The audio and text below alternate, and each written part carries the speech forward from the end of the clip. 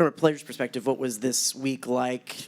How many people were in and out of practice with sickness, and how did y'all know who was going to be able to play? This week, I felt like practice was pretty good. You know, we had up energy. We was practicing the tempo really well, and some people we didn't find out wasn't going to play until literally the end of probably like the Thursday before Friday. So, you know, that's how that came along. But this week was really good in practice. You know, I felt the energy. We had very competitive days against our defense because we start going against our defense at the beginning of practice now, so that we could get that fast tempo going. So I feel like that was positive for us. We'll stay on the front row and go to Cole. Layden, with two different style of quarterbacks in Haynes and Connor, how difficult is it for you to go through the process of knowing what they're going to be doing in the offense, especially when you don't know if one's going to be playing before the game? You know, we really don't, as an offensive line, you really don't pay attention to the style of quarterback you have. The thing about it is you have to block for your quarterback. That's the thing. That's your job. You have to block for the quarterback. You have to protect the quarterback so that he could get his job done. We'll go back behind the lights on the right side. And then Layden, in terms of the success y'all had as an offense in the first half versus the struggles in the second half, was it something that Florida did different defensively, or was it as simple as getting behind the sticks?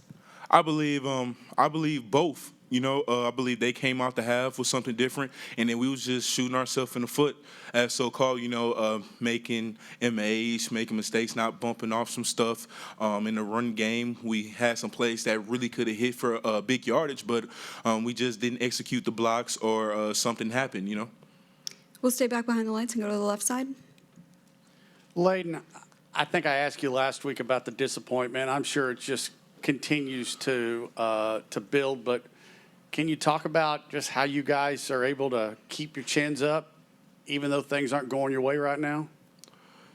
You keep your chins up by just the pride of yourself, you know, as a person, of faith, of battles that you're going through, because you know you're going through tough times right now. You know, you never fold during tough times because that means you're a weak-minded person.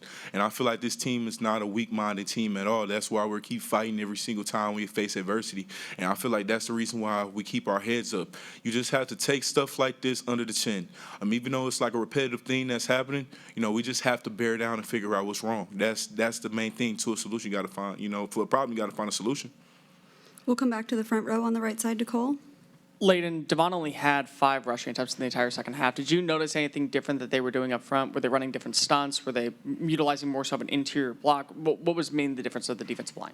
I could say the stunts the second half, they came more.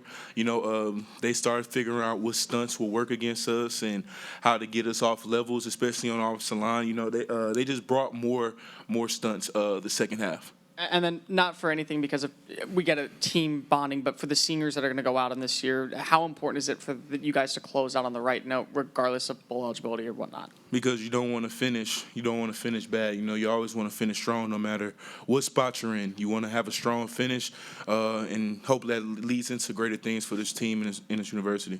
We'll stay on the front row on the right side to Travis. Yeah, Layden, kind of piggyback off what he said. Does it surprise you that there's not more just straight-up design runs for Devon in the second half with what he was able to do in the first half? It doesn't surprise me. You know, we just do what our coaches say. You know, we're not too worried about the play calls. Our job is to do what our coaches want to do and what they feel like will be basically executed against the team we're playing.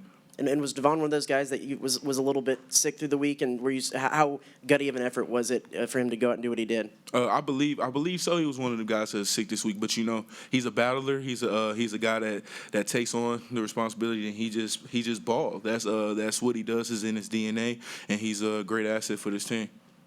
We'll stay on the right side and go to Justin on the fifth row. Layden, you guys had a chance coming out of the locker room to extend your lead and kind of really put your foot on the gas, kind of like they did later in that frame. So how disappointing was it that you weren't able to do that, and then also you weren't able to kind of sting their momentum when they got going? You know, it's always hard stopping momentum, but you have to make sure that you do your job, not anything special. Just do your job and do your part, your individual assignment to make sure that you can stop the momentum. And coming out the halftime, you know, that was hard because, you know, we had a heck of a first half moving the ball, getting down the field, and just making big plays. In the second half, we just We just didn't execute how we executed in the first half. We would focus on having a fast start. Now we have to focus on maintaining that fast start going into the second half.